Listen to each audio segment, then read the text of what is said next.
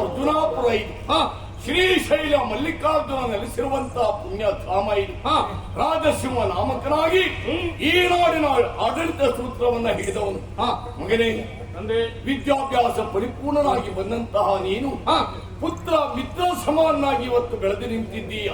ಹಾಗಾಗಿ ನಿನ್ನಲ್ಲಿ ಒಂದು ವಿಚಾರವನ್ನು ತಿಳಿಸಬೇಕು ಎನ್ನುವ ಕಾರಣಕ್ಕೆ ಪಕ್ಕಕ್ಕೆ ಕರೆದದ್ದು. ಬ್ರಾಹ್ಮಣನಾದವ ಯಾವತ್ತೂ ಅಸಂತೃಷ್ಟಿಯನ್ನು ಹೊಂದಬಾರದಂತೆ ಕೊಟ್ಟದ್ರಲ್ಲಿ ತೃಪ್ತಿಯನ್ನು ಹೊಂದಬೇಕು.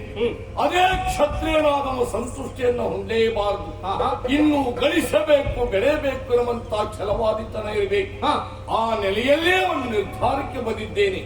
ಹೆಬ್ಬಯಕ್ಕೆ ಒಂದಿಯುವುದು ಧಾತ್ರಿ ಬಾಲವನ್ನೆಲ್ಲ ಗೆದ್ದು ದಿಗ್ವಿಜಯದ ಮೂಲಕವಾಗಿ ಚಕ್ರವರ್ತಿ ಪೀಠವನ್ನ ಅಲಂಕರಿಸಬೇಕು ಎನ್ನುವುದು. ಇದಕ್ಕೆ ನಿನ್ನ